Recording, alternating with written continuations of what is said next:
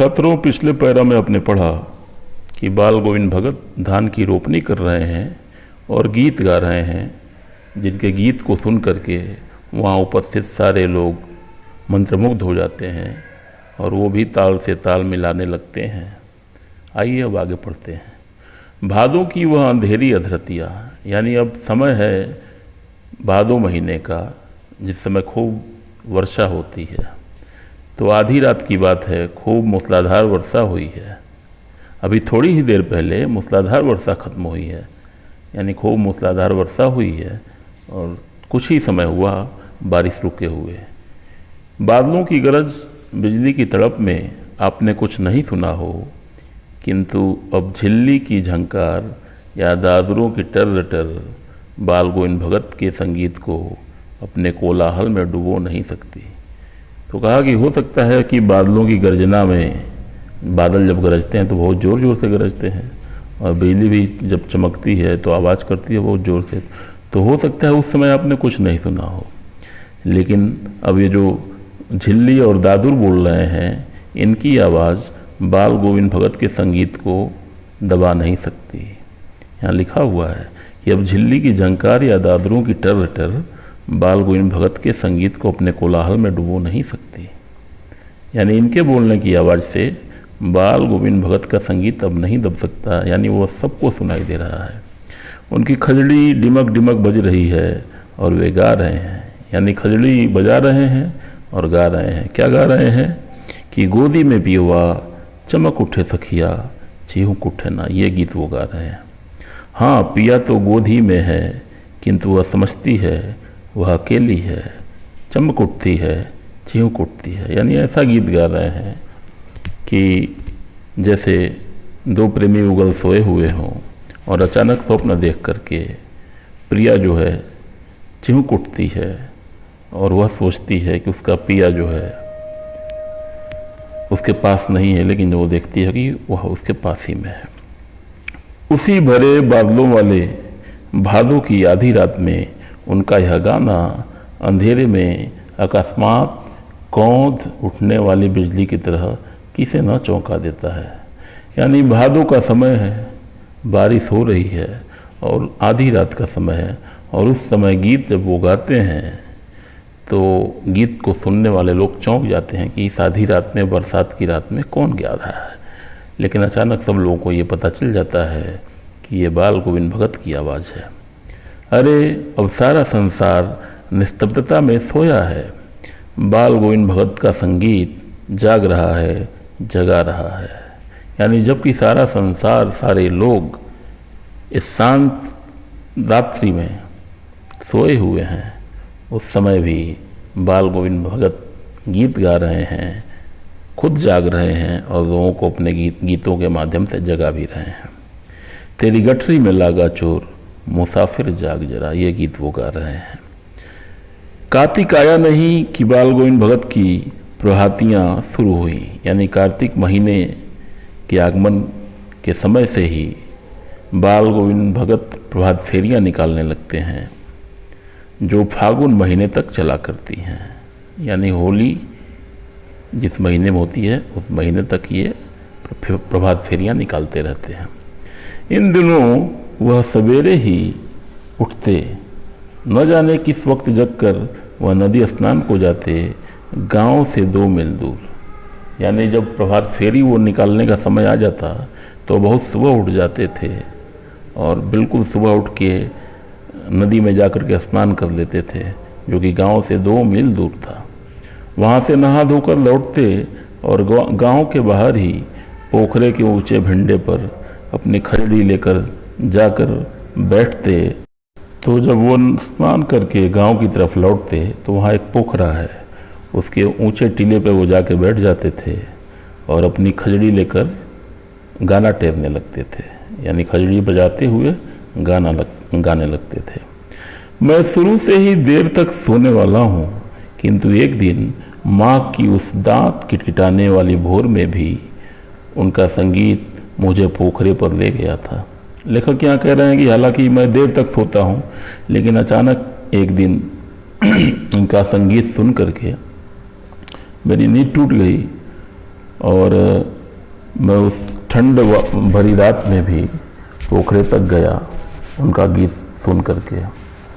अभी आसमान के तारों के दीपक बुझे नहीं थे, यानी भोर का समय था तो भोर के समय तारे दिखाई देते हैं।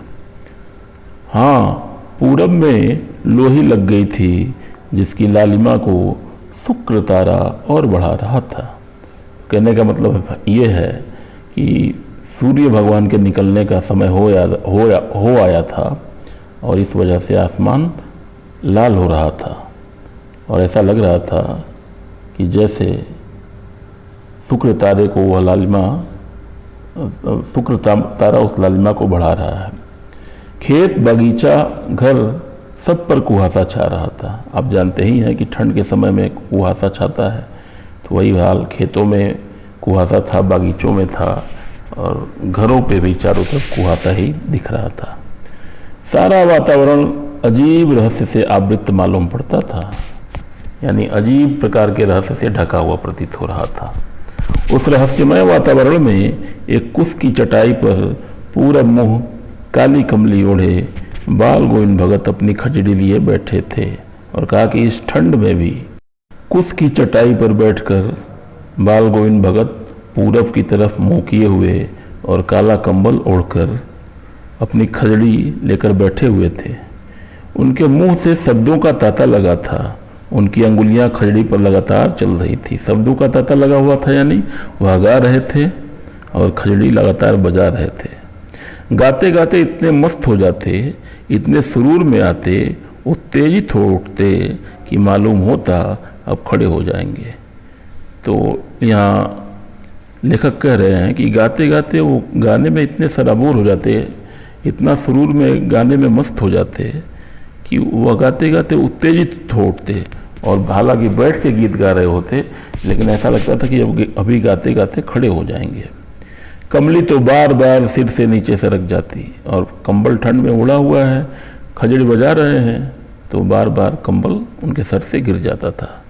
मैं जाड़े से कपकपा रहा था, किंतु तारे की छाँव में भी उनके मस्तक से श्रम बिंदु जब तब चमक ही पड़ते।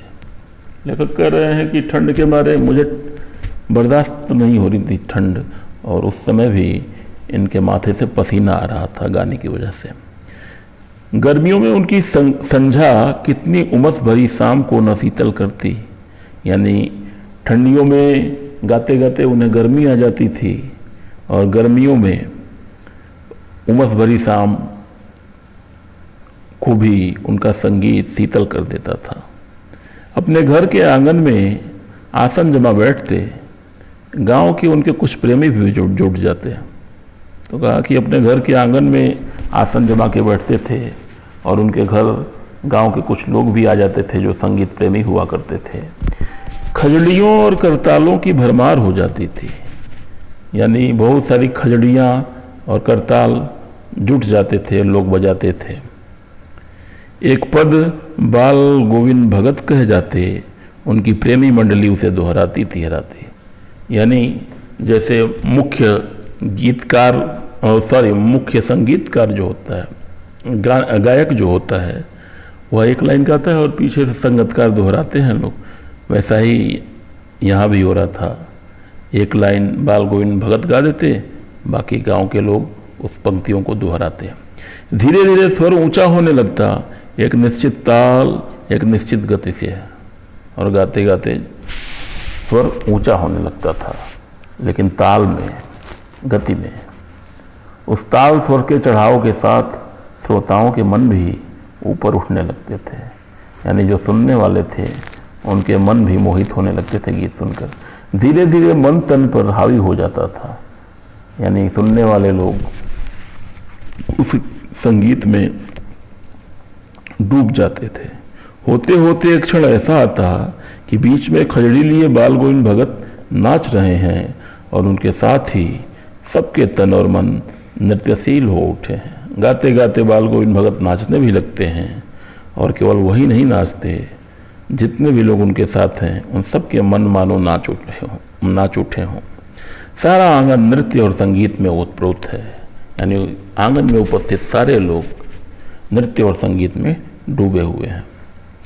बाल गोविंद भगत की संगीत साधना का चरम उत्कर्ष उस दिन देखा गया जिस दिन उनका बेटा मरा, और कहा कि उनके संगीत का चरम उत्कर्ष उस समय देखा गया जिस दिन उसका बेटा मरा। क्या हुआ था उस दिन? इकलौता बेटा था वह, यानी एकमात्र बेटा था। कुछ सुस्त और बोदा सा था, यानी कम बुद्धि का था, मंद बुद्धि का था। किंतु इसी कारण बाल गोविंद भगत उसे और भी मानते। उनकी समझ में ऐसे आदमियों पर ही ज़्यादा नज़र रखनी चाहिए या प्यार करना चाहिए। तो चूँकि उनका पुत्र मंदबुद्धि था, लेकिन बाल गोविंद भगत का मानना था कि ऐसे लोग ही ज़्यादा प्यार चाहते हैं, यानी ऐसे लोगों को ही ज़्यादा प्यार करना चाहिए, ज़्यादा देखभाल उनकी करनी चाहिए। बड़ी साध से उसकी शादी कराई थी। पतोहू बड़ी ही सुभग और सुशील मिली थी, सुंदर और सुशील विनम्र मिली थी पतोहू। घर की पूरी प्रबंधिका बनकर भगत को बहुत कुछ दुनियादारी से निवृत्त कर दिया था उसने, यानी घर के काम धाम की चिंता अब बाल गोविंद भगत को नहीं होती थी जब से बहू आ गई थी। उनका बेटा बीमार है, इसकी खबर रखने की लोगों को कहाँ फुर्सत है, किंतु मौत तो अपनी ओर सबका ध्यान खींच कर ही रहती है। आपने भी देखा होगा समाज में कोई बीमार रहता है, आपके अगल बगल तो किसी को पता चलता है, किसी को नहीं चलता है, लेकिन जब कोई व्यक्ति मरता है तो सबको पता चलता है। तो लेखक यहाँ कहते हैं कि हो सकता है गांव में और लोगों को न पता हो, कुछ लोगों को न पता हो कि बाल गोविंद भगत का बेटा बीमार है, लेकिन जब उसकी मृत्यु हुई तो पूरे गांव को इसका समाचार मिल गया। हमने सुना बाल गोविंद भगत का बेटा मर गया। कुतूहलवश उनके घर गया, देखकर दंग रह गया। बेटे को आंगन में एक चटाई पर लिटाकर एक सफ़ेद कपड़े से ढांक रखा है। तो लेखक को भी पता चला कि उनका बेटा मर गया। तो आदमी आमतौर पे जब किसी के घर कोई मर जाता है तो गांव के लोग देखने जाते हैं। तो लेखक भी गए तो देखा कि बेटे को आंगन में चटाई पर लिटाया हुआ है और एक सफ़ेद कपड़े से उसके शरीर को ढक दिया है। तो कुछ फूल तो हमेशा ही रोपते रहते, उन फूलों में से कुछ तोड़कर उस पर बिखरा दिए हैं। फूल और तुलसी दल भी, यानी उसके शव के ऊपर फूल चढ़ाए हुए थे और तुलसी जी को भी। सिरहाने एक चिराग जला रखा है और उसके सामने जमीन पर ही आसन जमाए गीत गाए चले जा रहे हैं। अब देखो, शोक का समय है, पुत्र मर चुका है, लेकिन बाल गोविंद भगत ने क्या किया है, अपने गीत गाना शुरू कर दिया है, अपने गीत को गाना शुरू कर दिया है। आमतौर पे ऐसे समय में लोग रोते हैं अगर किसी के घर कोई मर जाए तो, लेकिन बाल गोविंद भगत इस समय भी गीत गा रहे हैं। वही पुराना स्वर, वही पुरानी तल्लीनता, यानी डूब कर संगीत गा रहे हैं, डूब कर गीत को गा रहे हैं। घर में पतोहू रो रही है, जिसे गांव की स्त्रियां चुप कराने की कोशिश कर रही हैं, किंतु बाल गोविंद भगत गाए जा रहे हैं। पतोहू रो रही है और बाल गोविंद भगत गीत गाए जा रहे हैं। हाँ, गाते गाते कभी कभी पतोहू के नज़दीक भी जाते हैं और उसे रोने के बदले उत्सव मनाने को कहते हैं। आत्मा परमात्मा के पास चली गई, विरहिनी अपने प्रेमी से जा मिली, भला इससे बढ़कर आनंद की कौन बात है। अब देखिए, हमारे शास्त्रों में भी कहा गया है कि मृत्यु जो है खुशी का समय होता है, क्योंकि इस दिन आत्मा परमात्मा में जाकर मिल जाती है, जहाँ से आई होती है वहीं जाकर मिल जाती है, यानी वह अपने वास्तविक घर पहुँच जाती है। तो यह तो प्रसन्नता की बात है। तो यही मानना बाल गोविंद भगत का भी है। वो अपने पतोहू को कहते हैं कि रो नहीं, उत्सव मनाओ, आनंद करो, क्योंकि आज आत्मा परमात्मा से जाके मिल गई है। मैं कभी कभी सोचता यह पागल तो नहीं हो गए, किंतु नहीं, वह जो कुछ कह रहे थे उसमें उनका विश्वास बोल रहा था, वह चरम विश्वास जो हमेशा ही मृत्यु पर विजयी होती आई है।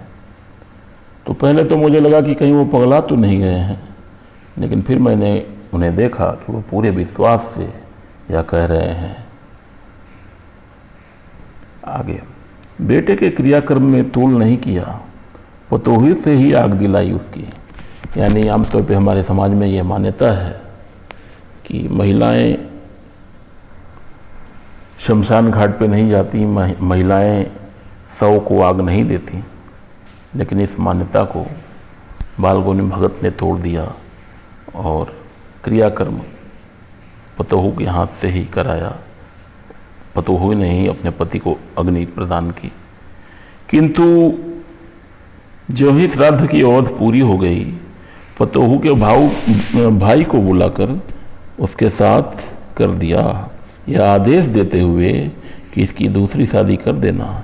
इधर पतोहू रो रो कर कहती, मैं चली जाऊंगी तो आप बुढ़ापे में कौन आपके लिए भोजन बनाएगा। क्रियाक्रम बीतते ही बहू के भाई को बुला करके कहा कि इसे ले जाओ और इसकी, चूँकि यह अभी जवान है तो इसकी दूसरी शादी कर देना। लेकिन पतोहू जाना नहीं चाहती है। वह कहती है कि मैं चली जाऊंगी तो आप बूढ़े हैं, आपका ख्याल कौन रखेगा, कौन आपको 2 वक्त की रोटी बना के देगा, आप बीमार पड़ेंगे तो कौन आपको पानी पिलाएगा। मैं पैर पड़ती हूँ, मुझे अपने चरणों से अलग नहीं कीजिए। लेकिन भगत का निर्णय अटल था। बालगौनी भगत नहीं माने। तू जा, नहीं तो मैं ही इस घर को छोड़कर चल दूंगा। यह थी उनकी आखिरी दलील, और इस दलील के आगे बेचारी की क्या चलती। यानी बालगौनी भगत ने बहू से कहा कि अगर तू नहीं जाएगी तो मैं ही चला जाऊंगा। अंततः बहू को ही जाना पड़ा। बालगौनी भगत की मौत उन्हीं के अनुरूप हुई। यानी जिस प्रकार के वह सहज व्यक्ति थे, उसी प्रकार सहजता से उनके प्राण पखेरु उड़ गए। वह हर वर्ष गंगा स्नान करने जाते। स्नान पर उतनी आस्था नहीं रखते जितना संत समागम और लोक दर्शन पर। यानी हर वर्ष का उनका कार्य था, वह गंगा स्नान करने जरूर जाते थे, लेकिन स्नान से भी ज़्यादा उनका विश्वास था संतों के साथ बैठने पर, ज्ञान लेने पर, संतों का समागम करने पर और दुनिया देखने पर। लोक दर्शन यानी संसार को देखने पर, लोगों को, लोक यानी संसार भी होता है और दर्शन यानी देखना। तो संसार देखना यानी घूमना। पैदल ही जाते। करीब 30 कोस पर गंगा थी। अब देखिए, एक कोस में 3 किलोमीटर और 30 कोस यानी 30 या 90 किलोमीटर पैदल ही चले जाते थे। साधु को संबल लेने का क्या हक, यानी कोई साधन करने का क्या हक। बैलगाड़ी से चाहते तो चले जाते, मोटर गाड़ी से चले जाते, लेकिन पैदल जाते थे। और गृहस्थ किसी से भिक्षा क्यों मांगे। साधु अगर है व्यक्ति तो उसका संबल लेने का क्या अधिकार है, यानी कोई माध्यम लेने का क्या अधिकार है। और अगर गृहस्थ है तो भिक्षा क्यों मांगे वह, क्योंकि गृहस्थ तो होते हैं अपने बाजुओं के जोर से कमाते खाते हैं, खेती बाड़ी करते हैं। अतः घर से खाकर चलते तो फिर घर पर ही लौट कर खाते। यानी 90 किलोमीटर की यात्रा में 90 दूना 180, घर से खा के जाते और घर लौटते तो ही खाते। रास्ते भर खजड़ी बजाते गाते, जहाँ प्यास लगती पानी पी लेते हैं। यानी पूरे रास्ते के सफ़र में केवल पानी पीते थे। 4-5 दिन आने जाने में लग जाते, किंतु इस लंबे उपवास में भी वही मस्ती। यानी सोच लीजिए 5 दिन तक केवल पानी पी के रहते थे। अब बुढ़ापा आ गया था, किंतु टेक वही जवानी वाली। अब देखिए, शरीर जो होती है समय के साथ साथ कमज़ोर होती जाती है। लेकिन बालगोविंद भगत जो थे, बूढ़े हो गए थे, लेकिन जिद वही जवानी वाली थी। इस बार लौटे तो तबीयत कुछ सुस्त थी, और इस बार गंगा स्नान करके आए हैं तो तबीयत थोड़ी सी नासाज हो गई है, खराब हो गई है। खाने पीने के बाद भी तबीयत नहीं सुधरी, थोड़ा बुखार आने लगा। यानी बहुत खाने पीने पे ध्यान भी दिया, लेकिन तबीयत में सुधार नहीं हुई और बुखार भी चढ़ गया। किंतु नियम व्रत तो छोड़ने वाले नहीं थे। यानी शरीर बूढ़ा हो रहा था, लेकिन नियम और व्रत नहीं छोड़ा अपना उन्होंने। जिस नियम और व्रत का वो पालन आज तक करते चले आए थे। वही दोनों जून गीत, स्नान ध्यान, खेती बाड़ी देखना दिन दिन छीजने लगे। तो कहा कि दोनों समय दोनों जून गीत यानी सुबह शाम गीत गाते थे, स्नान ध्यान करते थे और खेती बाड़ी की देखभाल करते थे, और इसलिए दिनों दिन कमज़ोर होने लगे, छीजने लगे यानी कमज़ोर होने लगे। लोगों ने नहाने धोने से मना किया, आराम करने को कहा।